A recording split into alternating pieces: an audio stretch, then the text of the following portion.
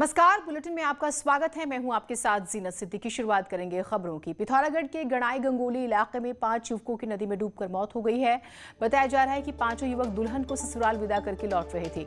इसी दौरान ये युवक सेराघाट नदी में तैरने के लिए चले गए। तैरने के दौरान ही सभी डूब गए। पुलिस ने ग्रामीणों की मदद से सभी शवों को नदी से निकाल लिया है। एक साथ 5 युवकों की दर्दनाक मौत से इलाके में मातम है। डूबने वाले युवक सिमाली, पूना और धोलियाईर गांव के रहने वाले हैं।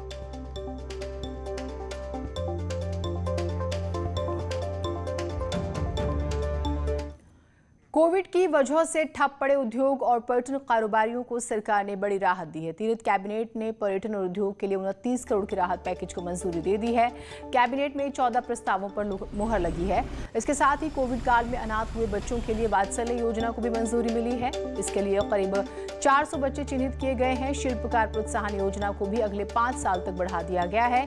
अति सूक्ष्म के नाम से मुख्यमंत्री स्वरोजगार योजना पर भी कैबिनेट ने मुहर लगा दी है और इसके तहत 20,000 लोगों को लाभान्वित करने का लक्ष्य रखा गया है। लाभार्थी रोजगार के लिए 10 से 15,000 तक का लोन ले सकेंगे, जिसमें सरकार 5,000 की सब्सिडी देगी। मुख्यमंत्री स्वरोजगार योजना अति सूक्ष्म नैनो उद्यम, जो खासकर ग्रामीण क्षेत्र में जिस तरह से लोग लौट के आए हैं या कोविड का प्रभाव पड़ा है, उनके लिए एक योजना आज शुरुआत करने का निर्णय लिया, जिस योजना में 20,000 लोगों को लाभान्वित करने का लक्ष्य है। कोविड से प्रभावित पर्यटन व्यवसायियों को तकरीबन 29 करोड़ रुपए का एक राहत पैकेज कैबिनेट ने मंजूर किया है। 29 करोड़। इसमें 50,000 निजी होटल, ढाबे, रेस्टोरेंट आदि के कर्मचारियों को एक मुश्त 5,000 रुपया डीबीटी के माध्यम से दिया जाएगा। बीजेपी प्रदेश अध्यक्ष मदन कौशिक ने सीएम को उपचुनाव न लड़ाकर समय से पहले विधानसभा चुनाव कराने के विपक्ष के प्रयासों को सिरे से खारिज कर दिया।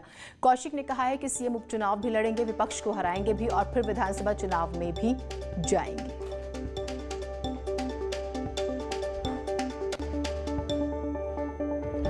देखिए, चर्चा तो यह है कि बीजेपी मुख्यमंत्री को चुनाव लड़ाना ही नहीं चाहती। चर्चा यह है कि स्नैप पोल पर बीजेपी जाना चाहती है। अगर लड़ना ही होता तो सल्ट लड़ते। अब गंगोत्री से लड़ेंगे या कोई और सीट खाली कराएंगे, ये कयास है। लेकिन हमारा अंदाजा ये है कि सरकार चुनाव में नहीं जाना चाहती, चुनाव सीधे विधानसभा का कराना चाहती है। तो स्नैप पोल हो सकता है कि प्रदेश के अंदर कराएं। की जानकारी के लिए रहना चाहिए कि हम कब तक चुनाव लड़ सकते हैं। लड़ेंगे भी, उनको हराएंगे भी, मुख्यमंत्री जी जीत कर, और फिर मार्गदर्शन के रूप में हम चुनाव लड़ेंगे। अब बात देवस्थानम बोर्ड से जुड़ी खबर की करते हैं तो विधायक विनोद चमोली देवस्थानम बोर्ड के समर्थन में आ गए हैं। चमोली का कहना है कि देवस्थानम बोर्ड भविष्य में मील का पत्थर साबित होगा। उन्होंने कहा है कि बोर्ड को खारिज नहीं, मजबूत करने की जरूरत है।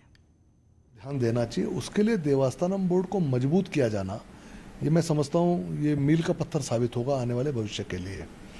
तो इस पर जो भी होना है, पर्यटन को ध्यान में रखकर पर्यटकों को, धार्मिक पर्यटकों को आकर्षित करने की दृष्टि से काम होना चाहिए। अवस्थापना सुविधाएं बढ़नी चाहिए, हमारे स्थानीय नौजवानों को रोजगार मिलना चाहिए। उत्तराखंड के पूर्व सीएम त्रिवेंद्र सिंह रावत दिल्ली दौरे पर हैं। पूर्व सीएम ने आज रक्षा मंत्री राजनाथ सिंह और बीजेपी के राष्ट्रीय अध्यक्ष जेपी नड्डा से मुलाकात की है। कई मुद्दों पर चर्चा की। न्यूज 18 से बातचीत में त्रिवेंद्र सिंह रावत ने बताया है कि नेताओं से उन्होंने शिष्टाचार भेंट की है। बताया कि प्रदेश में 2022 का चुनाव सीएम तीरथ सिंह रावत के नेतृत्व में ही लड़ा जाएगा।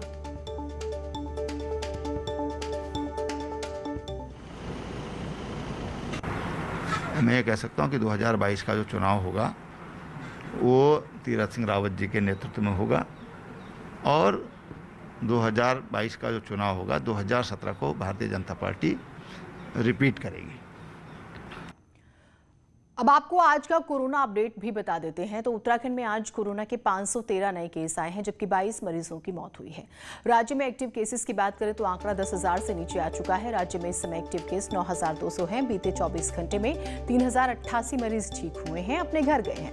देहरादून की बात करें तो 114, हरिद्वार में 79 नए केस मिले हैं, नैनीताल में 51, उधम सिंह नगर में 18 नए मामले सामने आए हैं।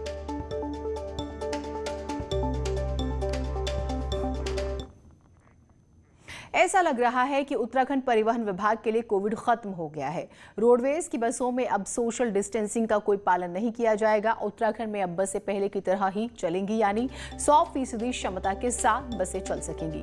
परिवहन विभाग ने नई गाइडलाइंस जारी की है, जिसके तहत राज्य के अंदर और अंतर राज्य रूट्स पर निर्धारित क्षमता के साथ बसें चल सकेंगी।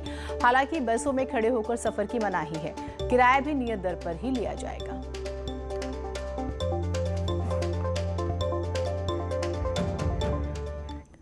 प्राइवेट अस्पतालों में वैक्सीन लगवाने पर अब आपको मनमाने रेट नहीं देने होंगे, क्योंकि अब वैक्सीन के रेट तय कर दिए गए हैं और मनमानी करने वालों पर कार्रवाई होगी।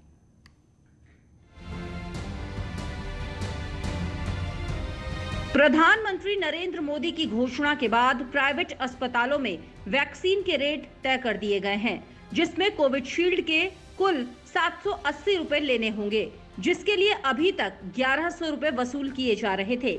कोवैक्सीन के लिए 1410 रुपए और स्पुतनिक के लिए 1145 रुपए देने होंगे।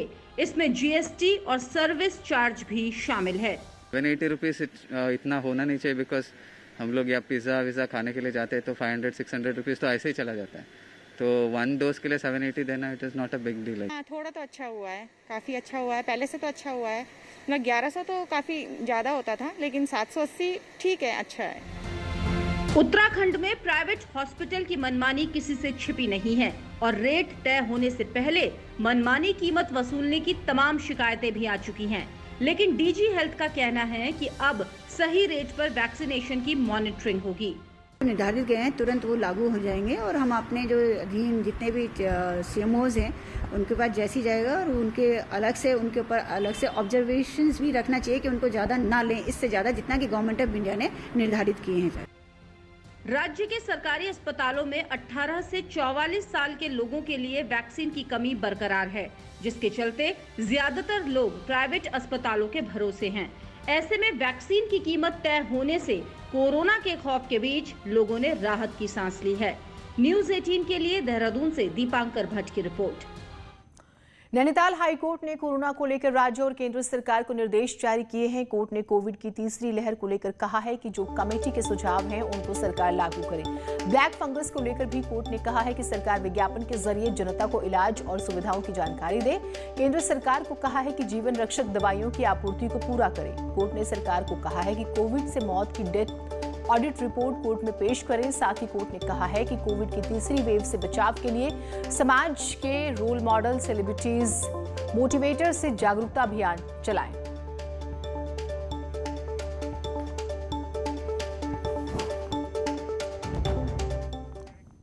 पौड़ी में मास्क सही तरीके से नहीं पहनने पर स्कूटी सवार महिला को जब पुलिस ने रोककर टोका और चालान की कार्रवाई शुरू की तो एकाएक महिला ने अपने ऊपर देवी आने की बात कही।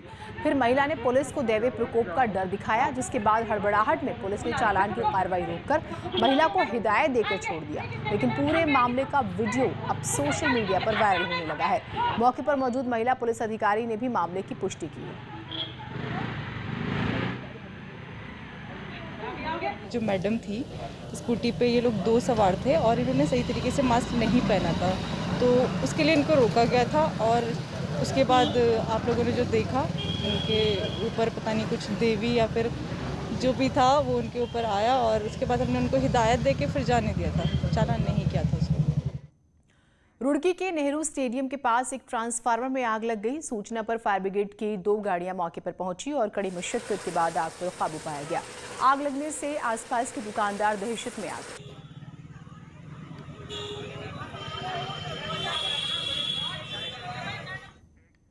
चंपावत वन विभाग क्षेत्र के चूराखर्क क्षेत्र में सड़क निर्माण के नाम पर बांध सहित कई हरे पेड़ों को अवैध तरीके से काटने का मामला सामने आया है। बड़ी संख्या में हरे पेड़ काटने की सूचना पर वन विभाग में हड़कंप है, तो वहीं वन विभाग के अधिकारी जांच के बाद कार्रवाई की बात कह रहे हैं।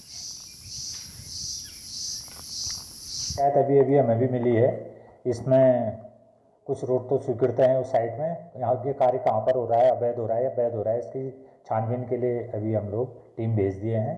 जो भी सूचना होगी उसमें हम कार्रवाई करेंगे। अवैध होने पर संबंधित के खिलाफ दंडात्मक कार्रवाई अमल में लाई जाएगी। चंपावत में न्यूज 18 की खबर का बड़ा असर हुआ है। न्यूज 18 ने दिखाया था कि कोरोना काल में स्कूल ऑनलाइन पढ़ाई के नाम पर बच्चों की पूरी फीस वसूल रहे हैं। खबर दिखाने के बाद बच्चों के अभिभावक अब खुलकर ऐसे स्कूलों के विरोध में सामने आने लगे हैं और प्रशासन से कड़ी कार्रवाई की मांग कर रहे हैं। प्रशासन ने भी ऐसे स्कूलों पर कार्रवाई की बात कही है। इसके लिए विशेष रूप से टीवी 18 के द्वारा जो अभियान चलाया, जो उसमें खबर छपी, उसके बाद हम सब लोगों ने जो है अभिभावकों ने सबने मन बनाया है कि अब इस लड़ाई को हम निर्णायक मोड़ तक ले जाएंगे। कुछ अभिभावकों द्वारा जो है शिकायत की गई है कि कतिपय प्राइवेट स्कूल जो उनको पूरी फीस ले रहे हैं, जबकि इस बीच क्लास चले नहीं है, जबकि इस संबंध में केवल ट्यूशन फी लेने का ही प्रावधान है। तो इस संबंध में मुख्य शिक्षा अधिकारी को निर्देशित किया जाएगा कि इस संबंध में अगर जाँच करें और ऐसे स्कूल को चिन्हित करें, उनके विरुद्ध जो है कार्रवाई भी करें। हरिद्वार से खबर है, जहां डाक विभाग द्वारा अस्थि विसर्जन किए जाने की योजना का हरिद्वार के तीर्थ पुरोहितों ने विरोध किया है। श्री गंगा सभा के महामंत्री तन्मय वशिष्ठ ने इस पर कड़ी आपत्ति जताई है। ओम दिव्य सेवा संस्थान नाम की एक संस्था ने डाक विभाग के साथ मिलकर हरिद्वार, प्रयागराज और वाराणसी जैसे तीर्थ स्थलों पर मृतकों का अस्थि विसर्जन कराने की शुरुआत की है। हालांकि हरिद्वार में इस तरह से अस्थि विसर्जन अभी शुरू नहीं हुआ है। तीर्थ पुरोहितों का कहना है कि ये सनातन परंपरा और तीर्थ पुरोहितों के अधिकारों के साथ खिलवाड़ है। हरिद्वार के स्थानीय डाक विभाग के अधिकारियों को योजना की जानकारी नहीं है। तीर्थों पे जो अस्थि प्रवाह का कार्य है, तो जो भी व्यक्ति हैं उनके जो तीर्थ पुरोहित होते हैं, ये उनके द्वारा कार्य संपन्न कराया जाता है और एक ये हमारी सनातनी परंपरा और धर्म से संबंधित कार्य है। और डाक विभाग, जैसा कि आप जानते हैं कि डाक विभाग का धार्मिक कार्यों से किसी प्रकार का कोई मतलब या वास्ता नहीं है। उनके जो अपने एक दैनिक और नैतिक कार्य हैं, वो उस कार्य को करें। डाक विभाग को कोई ये अधिकार नहीं है कि जो हमारी सनातनी परंपराएं हैं उसमें किसी प्रकार से हस्तक्षेप करे। एक छोटा सा ब्रेक ले रहे हैं, कहीं मत जाइएगा।